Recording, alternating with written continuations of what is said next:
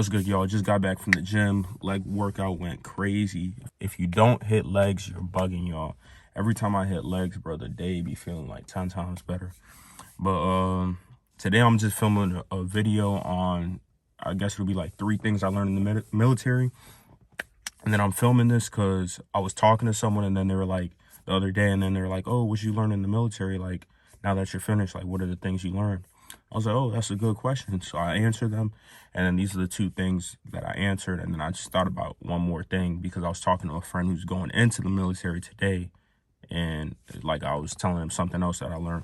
So number 1, in the, I don't know, maybe the world, the US, everything is so polarized. They try to put us against each other. Black, white, this, rich, poor, this, that. And what I realized in the military is like, bruh, I'm not going to say F it. I'm going to say it don't matter, bro. Like, people will come from all parts of life in the military and all accomplish the same thing. We'll all get the job done. Yes, you might have some sort of like a little bit of fighting here and there and a little bit of different perspectives and stuff like that. But literally, I learned like you could work with anybody. As long as you guys have the same collective goal, you could work with anybody. And like, I'm not even lying. I've literally worked with racist people before. Straight up. Ignorant racist people. Still got the job done. So I'm not saying it's like completely right, but what I learned is that as long as y'all all got the same mission, you guys could get it done. And just because someone else has a different perspective doesn't mean that you guys can't work together. And obviously, racist people, you know, me, I'm going to correct them. But I don't know. I just learned like you could pretty much work with anybody, y'all. It's just crazy because military people come from everywhere, all types of life, man. I've met people who came from the hood. I've met people who grew up super rich, everything, man. All types of life, man. And you just come together and you get the job done. So that's the number 1 thing. I guess that one's like a little bit weird, but I guess it's just like we aren't so polarized as they make it out to be. We have a lot more in common than we don't, is what I'm saying. So that's number 1. And then number 2, I'd say that I really learned to just be more compassionate.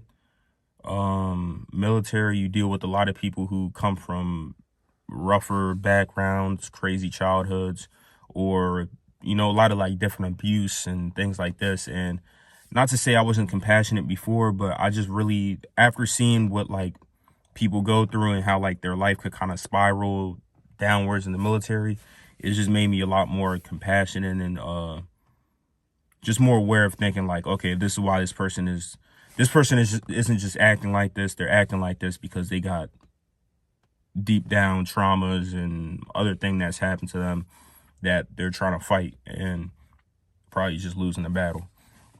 So that's another major thing that I learned too. Just, you know, have more compassion for people and just realize like whatever you're seeing surface level isn't what's probably going on. It's probably like a way deeper tree root of what's going on and why they're acting the way they act. So, you know, just being compassionate and looking deeper into people to see why they're doing the things they're doing and why they're acting the way they act.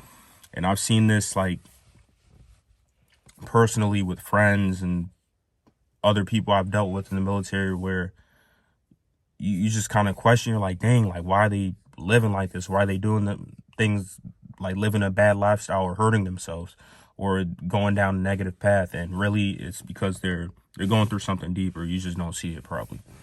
And, you know, just with that being said, make sure you're checking up on them, following up with them, helping them out, things like that. And I feel like we could all do better with that. And then 3rd, I would say that I just learned like, bro, whatever limit you think you have, throw it out the window, bro. Whatever limit you think you have, throw it out the window. We are capable of so much more. Got sidetracked, but I was saying we are capable of so much more than we know. And really, I just learned to like, you could really disconnect your body from your mind and just go to a whole different place, bro. Like, I'm not saying you're not going to feel pain no more, nothing like that. But like, I don't know, man. I just realized how strong the mind is and how if you really just going through something, your body is like, your body will be, let me think. I guess what I'm saying, like, your body could get pushed to way further limits as long as this is good up here. So you could think that your body's like about to break down, and maybe it is breaking down, but if up here you're like, I'm good, I'm gonna keep going, I can keep going, this is nothing, then that's what your body will follow with. So like, pretty much your body complains, and then if you listen to your body, then your mind follows and gives up. But you could also tap into a point where your body's complaining and you're like, all right, I'm tuning out, I'm not listening to my body no more, my mind is on top, my mind gonna take over.